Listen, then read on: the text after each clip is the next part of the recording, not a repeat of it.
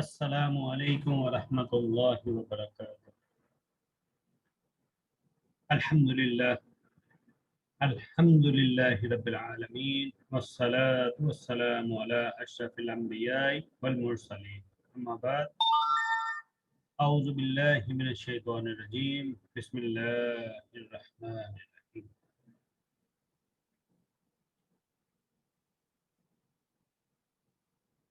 تمام ممبرز جو کہ ترجمہ القرآن کی کلاس کے لیے حاضر ہیں، ان سب کو مبارکباد۔ آپ لوگوں کو اللہ تعالیٰ نے اسپیشل اس کام کے لیے چن لیا کہ آپ اللہ تعالیٰ کی عظیم کتاب کو جو ہے وہ سمجھ سکیں، ترجمہ کے ساتھ پڑھ سکیں، اس کے معانی کو سمجھ سکیں، اس کے معنی کو دیکھ سکیں۔ تو اس کے لیے میں سب سے پہلے دعا کرتا ہوں کہ اللہ ہم سب کو استقامت عطا فرمائے کہ اللہ کی کتاب کو جس طرح پڑھنے کا حق ہے، اسی طرح پڑھنے کے لیے، اسی طرح پڑھنے اور پڑھانے ہم دونوں کو، جو پڑھا رہے ہیں انہیں بھی اور جو پڑھ رہے ہیں انہیں بھی اللہ تعالیٰ استقامت عطا فرمائے۔ یہ عظیم کتاب اللہ تعالیٰ کی جو ہے، اس کی تعلیم کے لیے روڑے اٹکائے جائیں گے، شیطان کی طرف سے روڑے اٹکائے جائیں گے، اپنے نفس کی طرف سے روڑے اٹکائے جائیں گے۔ یہ جتنے بھی روڑے اٹکائے جائیں گے، ان کو ہٹاتے ہوئے ہم نے استقامت کے اوپر عمل پیرا رہنا ہے، اور اسی کی ہم اللہ تعالی سے دعا کرتے ہیں۔ کچھ پہلے دن کا تعارف جو ہے وہ قرآن مجید کے بارے میں ہو جائے، کیونکہ ہمارے پاس وقت تھوڑا ہوگا اور محنت زیادہ چاہیے ہوگی، تو اس کے لیے جو ہے وہ ہم تھوڑا سا ٹائم جو ہے وہ تعارف پہ لگائیں گے، زیادہ ٹائم تعارف پہ نہیں لگائیں گے۔ اسی سلسلہ میں قرآن مجید ایک عظیم الشان اور کامل کتاب ہے، جس میں کسی قسم کا کوئی نہ شک ہے نہ شبہ ہے، کوئی نقص نہیں ہے اس میں، کیونکہ یہ کلام الہی ہے۔ اور جس طرح اللہ تعالی نقص سے، عیب سے سبحان، پاک ہے، سبحان اللہ، اللہ تعالیٰ پاک ہے، اسی طرح اللہ کا کلام بھی بغیر کسی شک و شبہ کے ہر قسم کے نقص سے پاک ہے۔ اور یہ جو کتاب ہے، الہامی کتاب میں اللہ تعالی نے انسان کی رہنمائی کے لیے خیر و برکت سے لبریز حکمت و دانائی کا خزانہ بنایا۔ انہی کتابوں میں سے سب سے زیادہ آج کل باقی جتنی بھی الہامی کتابیں تھیں سب میں تحریف ہو چکی، کیونکہ ان کی حفاظت کا ذمہ اللہ تعالیٰ نے اپنے نہیں ذمہ لیا تھا، تو اللہ تعالیٰ نے اس کتاب کا ذمہ جو ہے وہ اپنے ذمہ لیا، تو اسی لیے یہ کتاب جو ہے اللہ تعالیٰ کی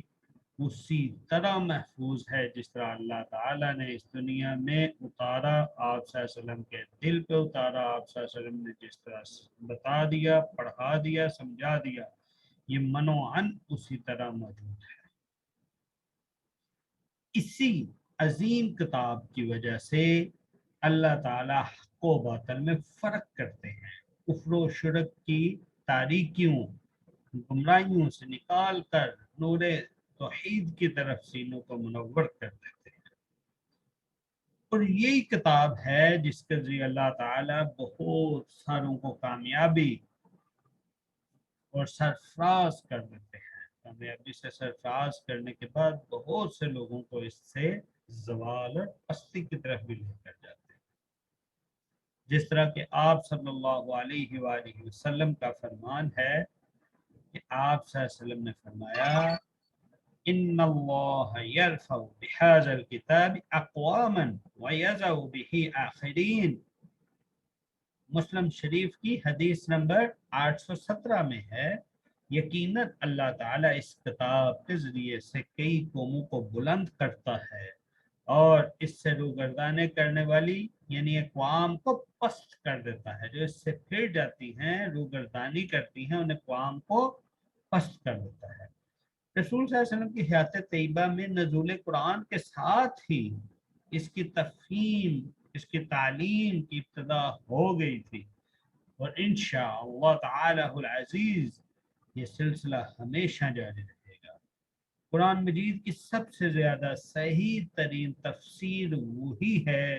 جو کہ اللہ تعالیٰ نے خود کر دی، یعنی اللہ تعالیٰ نے قرآن کے بعض حصوں کی تفسیر قرآن کے بعض حصوں کے ساتھ کر دی،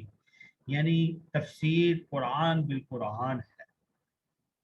جیسا کہ قرآن مجید کا اسلوب ہے کہ کوئی بھی ایک مسئلہ جب جس جگہ پہ بیان ہوتا ہے وہ مختصر یا اختصار کے ساتھ ہوتا ہے، تو دوسری جگہ پہ اسی مسئلے کو کھول کے تفصیل کے ساتھ بیان کیا جاتا ہے۔ جیسے کہ خود آپ صلی اللہ علیہ وآلہ وسلم جو کہ خود صاحب قرآن ہیں، وہ بیان کرتے ہیں تفسیر، وہ اللہ کی بیان کی گئی تفسیر کے بعد سب سے معتبر، سب سے واضح، جیسا کہ آپ صلی اللہ علیہ وسلم لوگوں کو قرآن کی تعلیم دیتے ہوئے ان کے سامنے دعوت فرماتے تھے اور اللہ کے حکم کے مطابق معانی اور مطالب اور تشریح اور تفسیر بھی بتا دیتے تھے۔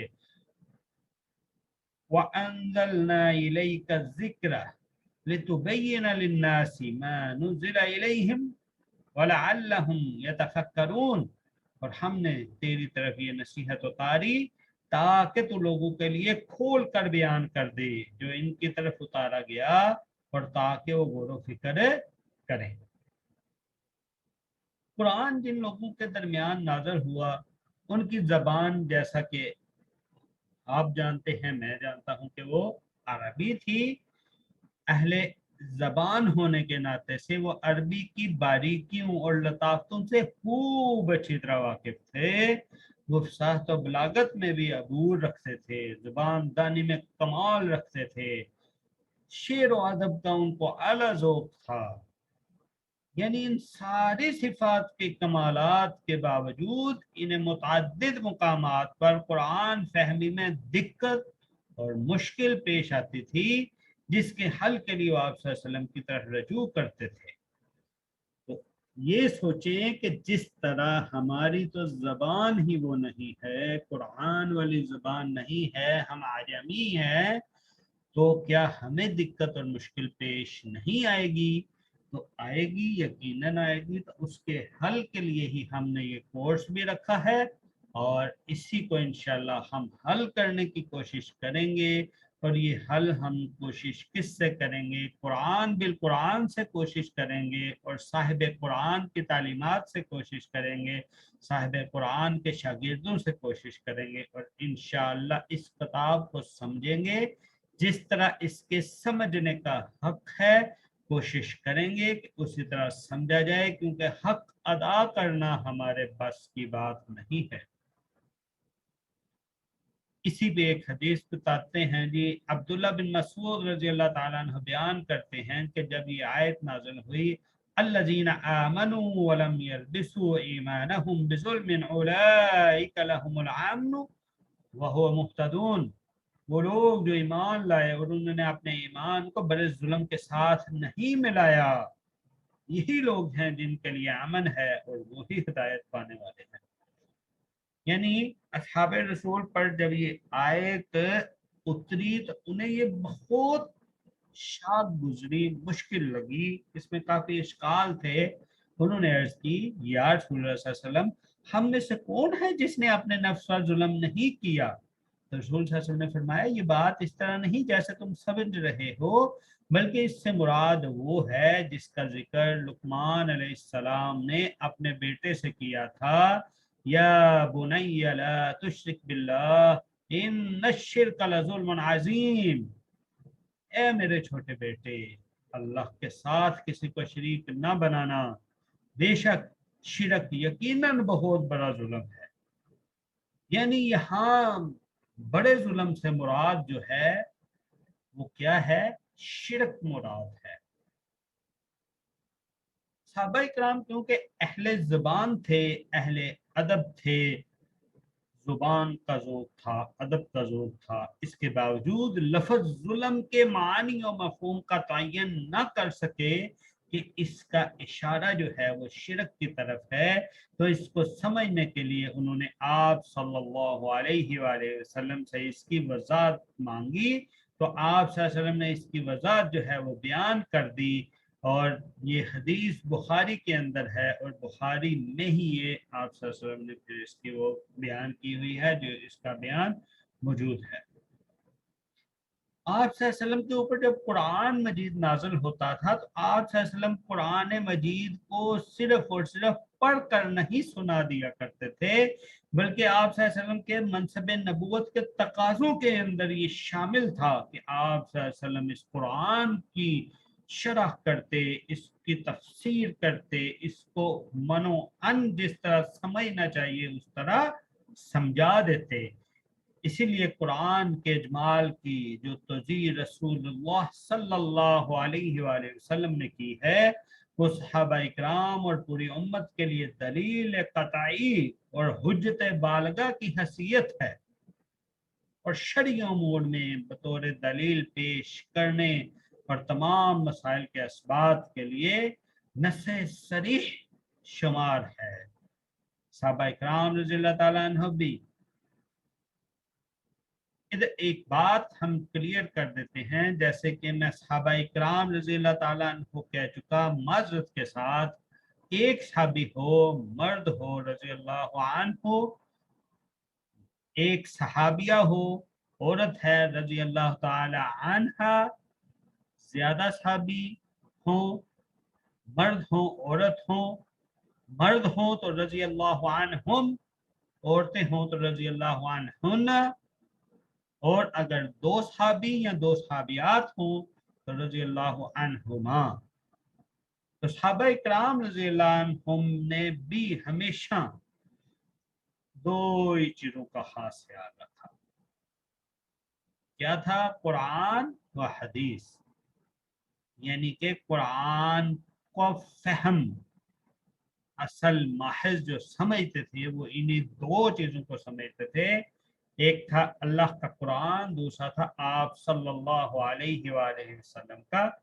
فرمان۔ آپ صلی اللہ علیہ وسلم کا فرمان ہے الا انی اوتیت القرآن ومثلہ معہ،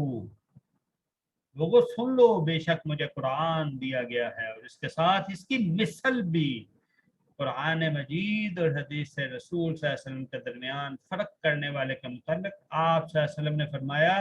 میں تم میں سے کسی شخص کو اپنی مسند پر ٹیک لگائے اس حالت میں نہ دیکھوں کہ اس کے پاس میرے کام میں سے کوئی حکم آئے کہ جس میں کسی کام کے کرنے کا حکم دیا گیا ہو یا کسی کام سے روکا گیا ہو تو وہ یہ کہہ دے کہ میں اسے نہیں جانتا۔ ہم تو تمہیں قرآن میں پائیں گے، صرف اس کی پیروی کریں گے۔ یعنی کہ اسی بات میں آپ صلی اللہ علیہ وسلم نے بتایا کہ کوئی بھی بندہ یہ نہ بولے کہ ہم صرف قرآن ہی قرآن کریں گے، بلکہ آپ صلی اللہ علیہ وسلم نے کیا بولا؟ حدیث بھی اور قرآن بھی، آپ صلی اللہ علیہ وسلم کے اقوال و اعمال سے رہنمائی لینے اور اس کی طرف رجوع کرنے کا صحیح حکم اس آیت میں بھی موجود ہے۔ وَمَا آتَاكُمُ الرَّسُولُ فَخُذُوهُ وَمَا نَهَاكُمْ عَنْهُ فَانْتَهُوا، اور رسول اللہ صلی اللہ علیہ وسلم جو کچھ وَمَا آتَاكُمْ، اور جو کچھ، وما ہم ترجمہ پڑھنے جا رہے ہیں، ہم پڑھیں گے اس میں کہ وما کا مطلب ہے اور جو چیز بھی، جو حکم بھی، جو عنایت بھی، یعنی آپ سے جو کچھ بھی دے دیں، خُذُو اس کو پکڑ لو، یعنی جو کچھ دے دیں وہ لے لو، اور جس سے تمہیں روک دیں رک جاؤ۔ قرآن کا تعارف ہم کرتے رہیں گے، لیکن چونکہ ہمارے پاس وقت کی کمی ہونے کی وجہ سے ہم جس طرح تعارف کا بھی حق ہے وہ بھی ادا نہیں کر سکتے، تو جس طرح ہم نے اپنا کورس سٹارٹ کیا انشاءاللہ ہم اس میں پڑھتے جائیں گے، قرآن کا تعارف ہمارے اوپر واضح ہوتا جائے گا۔ ہمارے کورس کا پیٹرن کچھ اس طرح سے ہوگا کہ ہم کوشش کریں گے کہ 5 یا 7 منٹ نکال کر ایک دن پرانے سبق کو یا تو سن لیا جائے، تو یا اگر سنا نہیں جائے تو کم از کم جو ہے اس کو تھوڑا سا دہرا لیا جائے، ٹھیک ہے؟ تو دہرانے کے لیے، سننے کے لیے جو ہے وہ میں بھی اس فریضے کو ادا کر سکتا ہوں، اپنے ممبر سے بھی کسی سے کہہ کے دہرائی کروائی جا سکتی ہے۔ اسی طرح یہ بھی ہوگا کہ کل کا سبق بھی سنا جا سکے گا، ایک بات تو یہ ہو جائے گی۔ اور دوسری بات، ہم کوشش کریں گے کہ نیا سبق جو ہے وہ آگے لیں، اور سبق کی ترتیب آہستہ آہستہ لے کے چلیں گے۔ شروع میں تھوڑا تھوڑا سبق، پھر آہستہ آہستہ ہم اس کو زیادہ کریں گے، تاکہ ہمارا یہ مکمل قرآن والا کورس جو ہے وہ 1 سال میں مکمل ہو جائے۔ ویسے جس طرح قرآن کا حق ہے پڑھنے کا، یہ اس طرح ادا نہیں ہو سکتا، لیکن ہم سمجھنے کی کوشش کریں گے، انشاءاللہ آئندہ زندگی میں اس کو ہم اپنے ساتھ ساتھ جو ہے وہ چلاتے رہیں گے۔ تو تیسرا اور آخری کام یہ ہوگا کہ ہم کوشش کریں گے کہ جو ہم نے پڑھا اس کی ہم بالکل مختصر سی تفسیر جو ہے وہ سمجھ سکیں، شان نزول سمجھ سکیں، تاکہ ہمیں قرآن کو سمجھنے کے لیے، قرآن کے تعارف میں، قرآن پہ عمل پیرا ہونے کے لیے جتنی بھی آسانی درکار ہو سکے وہ ہو جائے، تاکہ ہم صحیح معنی میں اللہ کے متبع بندے بن سکیں، ہم صحیح معنی میں اطیع اللہ و اطیع الرسول کے فہم کو سمجھ سکیں اور اس پہ عمل پیرا ہو سکیں۔ تو جی یہ ایک تھا قرآن کا تعارف، اور یہ صرف اور صرف ایک ڈیمانسٹریٹر کے طور پہ، ڈیمو کے طور پہ آج آپ کو جو ہے وہ بتایا گیا۔ انشاءاللہ پراپر کلاس کا آغاز جو ہے وہ ہم 23 تاریخ سے انشاءاللہ کریں گے، اور اپنے آنے والے معزز ممبرس، خواتین و حضرات سب کو جو ہے ہم ویلکم کریں گے۔ تو آج ہم اسی پہ اتفاق کرتے ہیں، اور اسی پہ اتفاق کرتے ہوئے سوالات اور جوابات کے لیے بھی انشاءاللہ ہم کوشش کریں گے کہ آخر میں کوئی 5 یا 4-5 منٹ بچائے جا سکیں، یا ایک دن سوالات لے لیے جائیں، اس سے اگلے دن صبح دہرائی سے پہلے 2-4 منٹ لگا کے اس کے، کیونکہ ہم نے کوشش کرنی ہے، سارے مصروف ہیں، سب کے اپنے اپنے کام ہیں، وقت نکالنا ہوتا ہے، اس سے زیادہ ٹائم نہ ہو جائے، تو اس کے لیے جو ہے وہ کیا کریں گے کہ زیادہ وقت نہ ہو، اس کے لیے سوالات لے لیں گے، چیٹ کے اندر سے بھی سوالات لے لیں گے انشاءاللہ، اور اگر کسی کو کوئی سوالات پوچھنا ہوگا وہ اپنا ہاتھ کھڑا کر دے گا، اس کے سبھی سوالات لے لیے جائیں گے۔ تو اسی پہ اتفاق کرتے ہوئے ہم آج مجلس کو برخاست کرتے ہیں۔ سبحانک اللہم و بحمدک، اشہد ان لا الہ الا انت، استغفرک و اتوب الیک۔ السلام علیکم ورحمۃ اللہ وبرکاتہ۔